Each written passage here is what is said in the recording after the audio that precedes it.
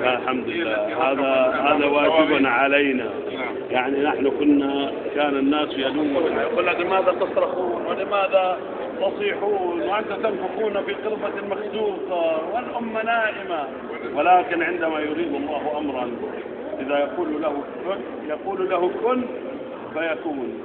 فثورتكم حتى فاجأتكم أنت، لأنها لم تكن بتخطيط من البشر، كانت بتخطيط وتدبير من رب العالمين. ويمكرون ويمكر الله والله خير الماكرين. إن الذين كفروا سينفقون أموالهم ليصدوا عن سبيل الله فسينفقونها ثم تكون عليهم حسرة ثم يغلبون والذين كفروا إلى جهنم يحشرون. فيحسبن الذين كفروا سبقوا فلا يحسبن الذين كفروا إنهم لا يعجزون. ومكروا مكرهم وعند الله مكرهم وإن كان مكرهم لتزول منه الجبال فلا تحسبن الله مخلف وعده رسله إن الله عزيز ذو انتقام. انتقم الله من الظالمين وانتقم من الطواغيت. من كان يظن أن هذا الطاغوت قبل عام من الآن أننا سنجلس هذه الجلسة ونتحدث بحرية ونتحدث الطواغيت ونرسل لهم الرسائل أيها الظالمون أيها المجرمون أيها القتلة، الأمة بعثت من جديد. من كان يتصور نهاية الملك ملوك الجردان القذافي، هذه النهاية المخزية المذلة الحقيرة التي تليق به وبمن هو من خزانه. لذلك نحن نعيش في أيام النصر وأيام التغيير.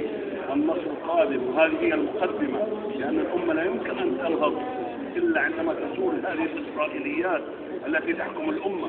نحن كما قلت في كلمة الآن نعيش في ظل 23 إسرائيل وليس إسرائيل واحدة. نحن في إسرائيل الأم و22 إسرائيل البنات المرضيات الذين يتسابقون على كسب رضا أمهم. يقولون لها من الصباح ماذا تريد يا أمنا؟ هل أحد نظر إليك نظرة شنيعة؟ هل أحد مد يده عليك حتى نقطعها حتى نخلع له عينه؟ كيف رضاك علينا يا أمنا؟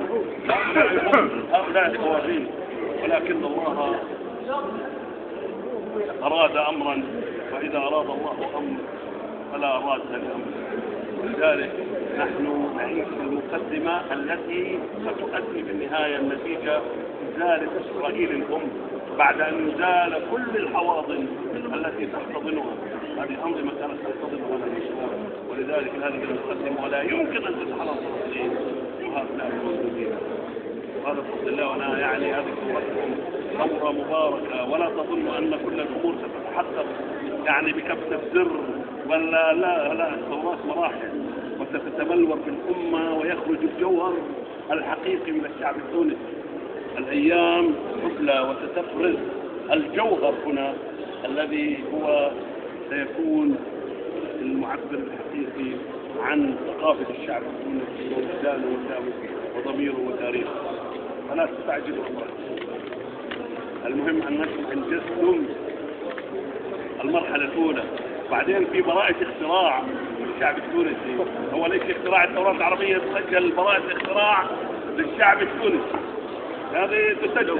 وكل شعارات الثورة العربية في العالم العربي براءة الاختراع للشعب التونسي. حقوق النشر محفوظة. حقوق النشر. أول من أطلق شعار الشعب يريد إسقاط النظام الرئيس كان الشعب التونسي. بعدين الشعب يريد إسقاط النظام الشعب التونسي.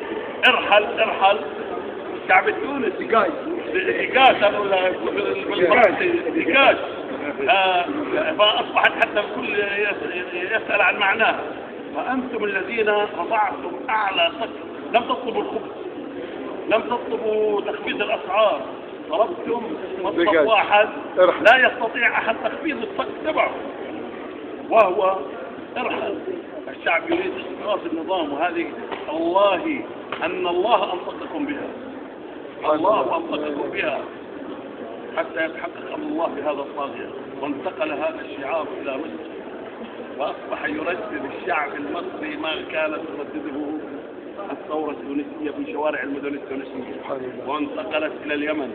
وحتى عملية الأداء برفع الشعارات وكتابة الشعارات وكانت تقليد كامل. وهذا يدل على شيء واحد، أن هذه الثورات انتقلت إلى العالم العربي. يدل على شيء واحد، أن الأمة كلها جسد واحد لأن الروح عندما صارت في جسد الشعب السوري التونسي صارت في باقي الجسد، فانتقلت من تونس إلى مصر إلى ليبيا إلى سوريا إلى اليمن، دلالة أننا جسد واحد. الروح عادت الحياة إلى الجسد مرة واحدة، دلالة أننا جسد واحد. حاول الكفر أن يقسمنا وأن يجزئنا وأن يجعلنا أمما شتى.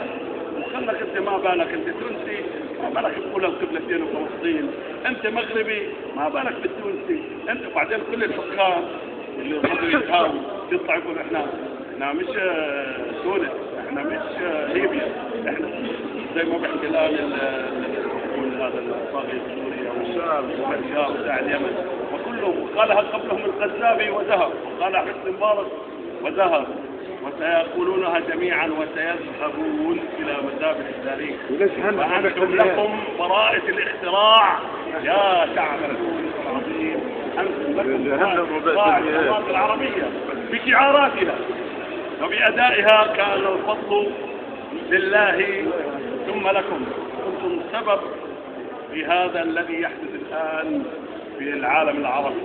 أنا اليوم كنت أقف على البحر أخاطب البحر، أخاطب موج البحر، تخيلت الموج كأنه كائن حي يعني يرحب بنا، فرح بنشوة.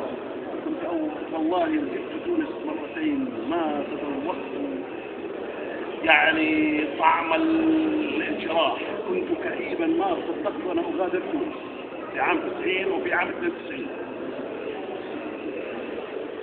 ولكن الان الاستشعار في ايقاع الحياه، استشعارك للزوج، استشعارك لايقاع الحياه، استشعارك لكل شيء يختلف، لان الحريه تشعر النفس بالراحه، تشعر النفس بالانشراح، تشعر النفس بالسعادة. والمصادرة الحرية تشعرك بالكآبة، بالظلم، بالقهر، دائما مكبوت، دائما مضغوط. فهذا فرج من الله سبحانه وتعالى.